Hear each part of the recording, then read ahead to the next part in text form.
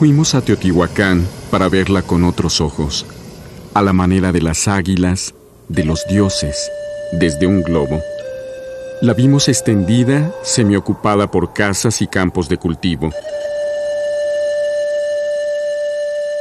Al nivel del suelo, caminamos entre sus calles y patios hasta el interior de sus recintos. Recorrimos con la mirada la colorida piel de sus muros, cuyas imágenes son solo parte de un rompecabezas que sigue desafiando su interpretación.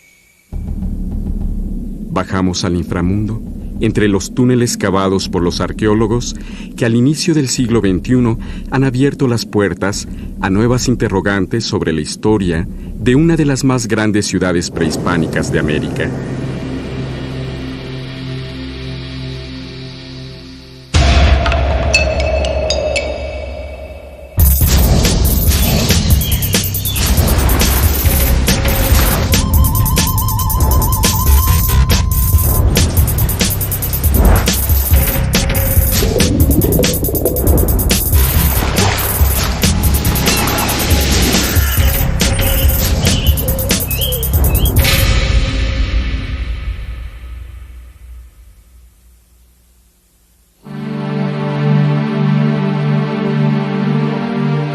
Al final del cuarto sol, cuando aún no había luz, los dioses mexicas se reunieron en Teotihuacán y decidieron que uno de ellos se tendría que inmolar arrojándose a una hoguera para que de su sacrificio naciera el quinto sol. Olin Tonatiuh, el sol de movimiento. Dos dioses, Nanahuatzin y Tecusistecatl, se arrojaron al fuego y de ahí surgieron el sol y la luna, los astros que iluminan nuestra era. Pero resulta que cuando los mexicas llegaron a esta ciudad, solo encontraron las ruinas que dejaron los incendios y saqueos que la devastaron 500 años atrás. Ni siquiera conocieron su nombre original. Teotihuacán, la ciudad donde los hombres se hacen dioses, fue el nombre que le dieron los mexicas. Algunos investigadores plantean que la mítica Tolán a que se referían los toltecas no era Tula, sino esta imponente y misteriosa ciudad. 100 años después de Cristo, Teotihuacán ya abarcaba una extensión de 20 kilómetros cuadrados con una población estimada en 100,000 habitantes. La ciudad fue trazada para integrarse a su paisaje. La similitud de sus perfiles arquitectónicos con los cerros que la rodean lo confirma. Concebida desde su visión cosmogónica como centro del universo, los teotihuacanos hicieron de su ciudad una expresión del conocimiento religioso presente en la arquitectura. Una de las deidades más representadas es la serpiente emplumada, relacionada con la fertilidad, el planeta Venus, la guerra y el gobierno. El palacio de Quetzalpapalotl probablemente fue habitado por los sacerdotes o gobernantes, pero es poco lo que sabemos sobre el tipo de gobierno que controlaba a esta ciudad-estado. A diferencia de la cultura maya, en Teotihuacán no se han encontrado imágenes monumentales de gobernantes, tampoco la suficiente evidencia de un sistema de escritura. Sin embargo, en años recientes se han descubierto indicios que llevan a pensar que Teotihuacán sí contaba con un sistema de registro que probablemente incluía nombres, números, conceptos y categorías, pero al parecer carecía de gramática y no representaba una lengua hablada. La evidencia de varios extranjeros confirma que Teotihuacán fue una ciudad cosmopolita en la que se hablaban diversas lenguas, aunque no se sabe cuál era la que dominaba. Al otro extremo de la calzada de los Muertos se encuentra un complejo arquitectónico llamado Conjunto Plaza Oeste, claro ejemplo de las etapas constructivas de la ciudad. A escasos metros de esta avenida aún se observan restos de la pintura que recubría los muros de este complejo habitacional.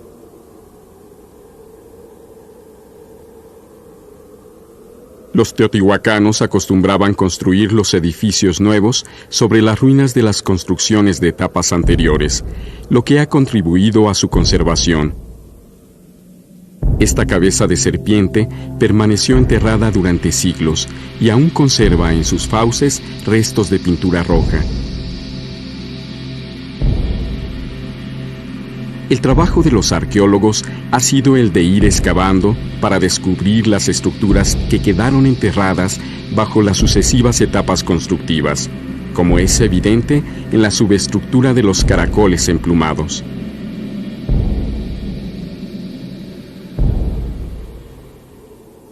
Cerca del año 200 de nuestra era, los teotihuacanos construyeron la gigantesca pirámide del Sol y 2 siglos después se concentraron en la construcción de más de 2.000 complejos residenciales donde vivía la mayoría de la población. Atetelco es otro conjunto habitacional donde se encuentra este delicado templo en miniatura. Este adoratorio estuvo cubierto con estuco y pintado al fresco con representaciones de la serpiente emplumada y otras figuras que se repiten en toda la ciudad. El conjunto debió haber sido ocupado por los grupos de la élite, quienes al parecer compartían el poder, pues en Teotihuacán se han encontrado pocas referencias a gobernantes individuales.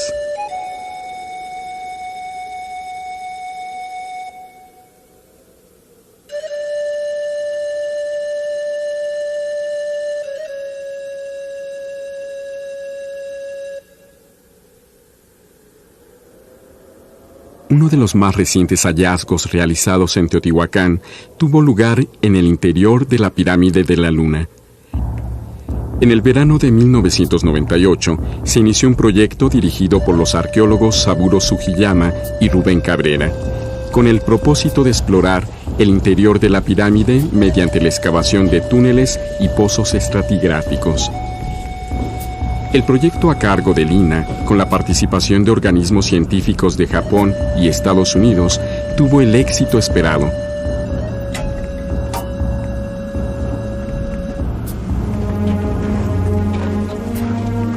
En su interior pueden verse superpuestas 6 construcciones más antiguas. El gran basamento de la pirámide de la Luna corresponde a la 7ª etapa constructiva. Dentro de la pirámide se localizaron 4 entierros ofrenda con un alto contenido simbólico y una extraordinaria riqueza.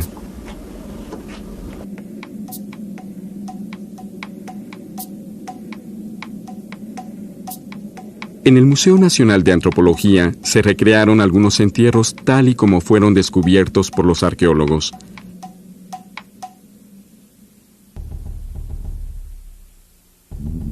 En el entierro 4 se encontraron los cráneos de 17 individuos decapitados. La variedad en cuanto a sexo, edad, deformación craneana y modificaciones dentarias sugieren que los sacrificados eran originarios de regiones distantes a Teotihuacán.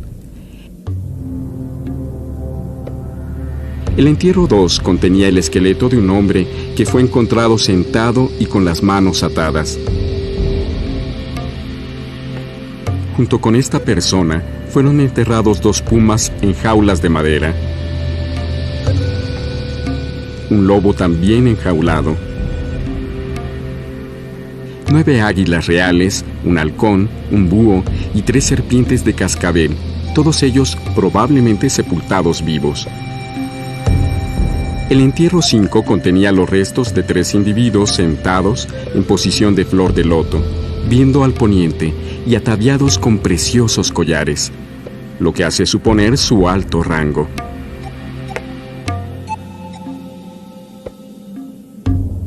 Junto a ellos habían también caracoles marinos, objetos de jade y cientos de piezas de obsidiana. 2 de los personajes llevaban collares y orejeras de piedra verde finamente labrada, originaria de la región maya. La posición de los cuerpos es semejante a la que se observa en los entierros de los altos dignatarios mayas.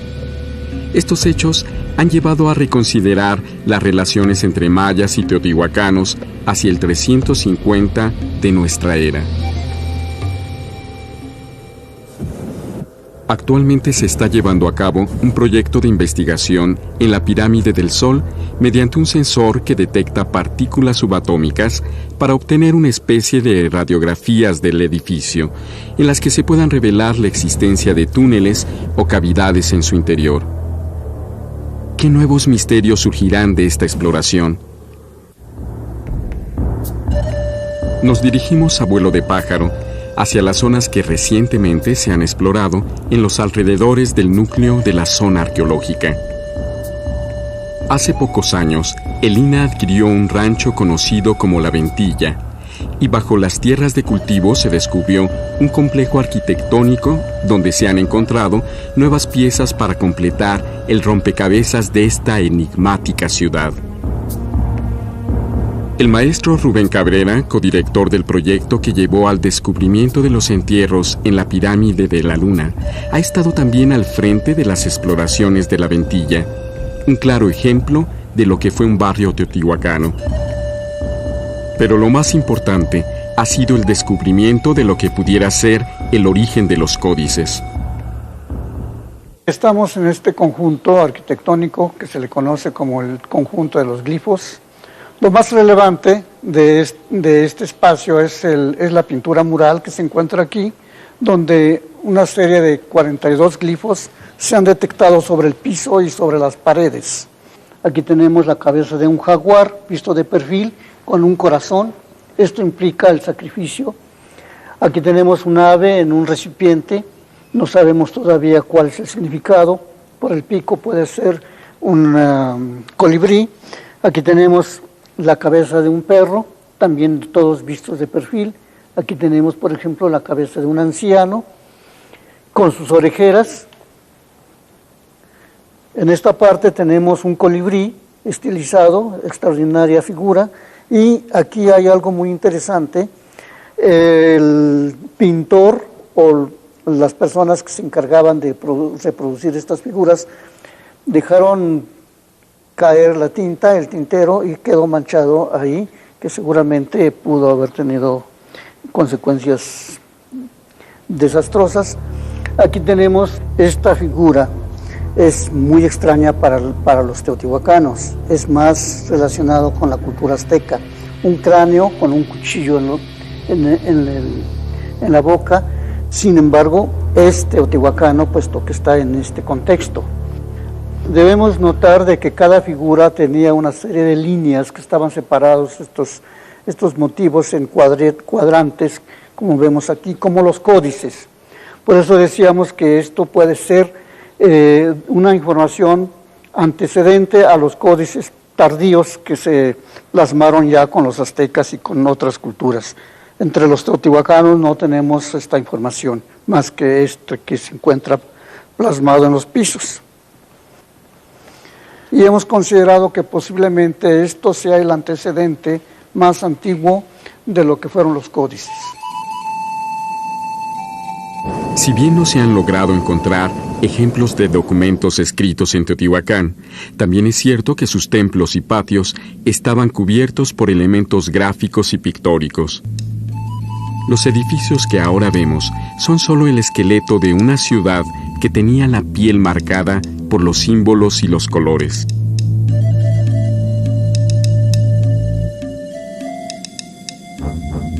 En el llamado Palacio de Tepantitla se encuentra un ejemplo importante de lo que es la pintura mural teotihuacana.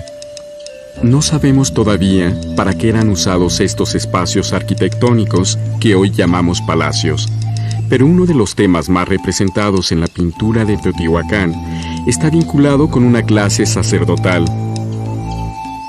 Ejemplo de ello es este cuarto en donde tenemos a los llamados sacerdotes sembradores que entran a él y en procesión dan la vuelta por todos sus muros.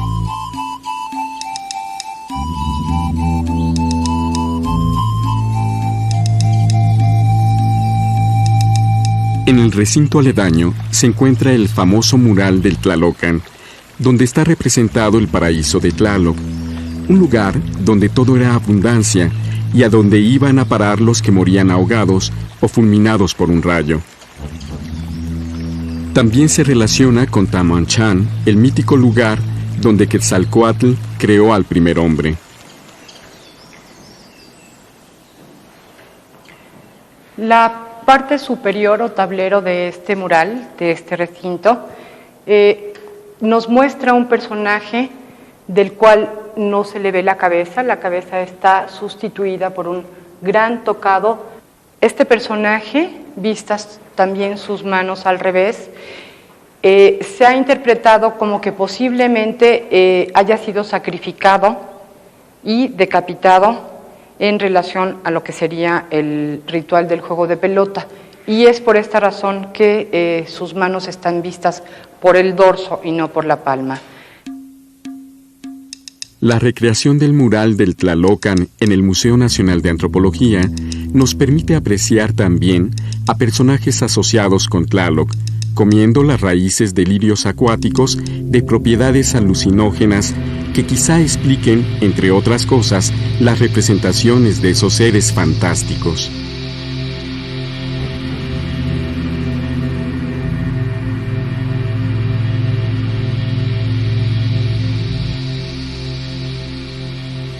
De vuelta en el Palacio de Atetelco, en los pórticos de los templos reconstruidos, se conservan los fragmentos de los murales originales. Las representaciones de estas figuras identificadas como coyotes y jaguares conviven con las de este sacerdote, probablemente asociado a Tecusistecatl, uno de los dioses que se inmolaron para dar origen al quinto sol.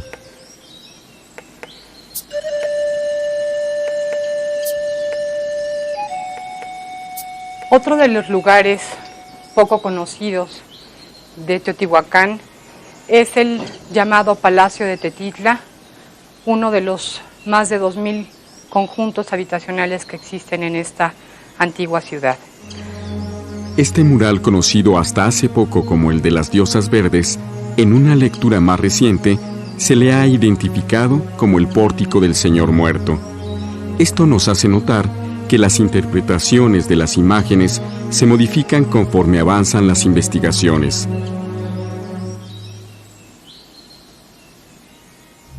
En el Museo de la Pintura Mural Teotihuacana, que se encuentra dentro de la zona arqueológica, se ha reconstruido uno de los pórticos del Palacio de Tetitla.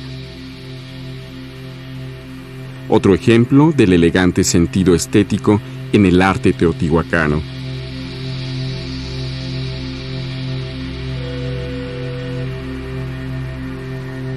Al extremo sur de la Calzada de los Muertos se localiza el imponente complejo arquitectónico conocido como la Ciudadela, donde se levanta el Templo de la Serpiente Emplumada, uno de los edificios más importantes del México antiguo, que sintetiza los conceptos del pensamiento mesoamericano referentes al tiempo y al origen del cosmos.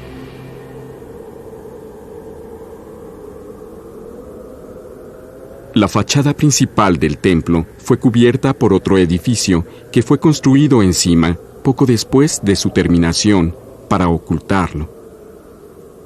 No sabemos exactamente cuáles son las razones, sin embargo algunas ideas apuntan a que posiblemente cambios en el grupo que mantenía el poder y que representaba a la serpiente emplumada fue sustituido por otro grupo que obviamente necesitaba cubrir los símbolos del antiguo poder. Paradójicamente, el costado que trataron de ocultar es el mejor conservado del templo. Pero no olvidemos que este edificio también estuvo pintado en su totalidad.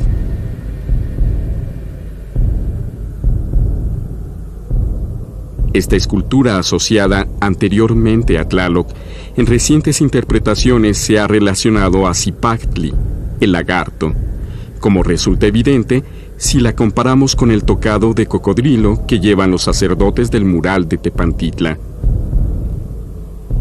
Zipactli, el lagarto, asociado al origen de la tierra y también del tiempo, pues es el símbolo del primer día de los calendarios solar y lunar. Refuerza así el simbolismo teotihuacano de este templo como centro del universo y del tiempo. Los 4 lados del edificio tienen las mismas representaciones. De hecho, se ha calculado un número aproximado de 360 y tantas esculturas decorando los 4 lados del edificio. Por esa razón, algunos investigadores lo asocian con el calendario solar. La contaminación y la humedad han ido deteriorando lentamente a este magnífico monumento. Actualmente, un equipo de arqueólogos y restauradores trabajan para su conservación.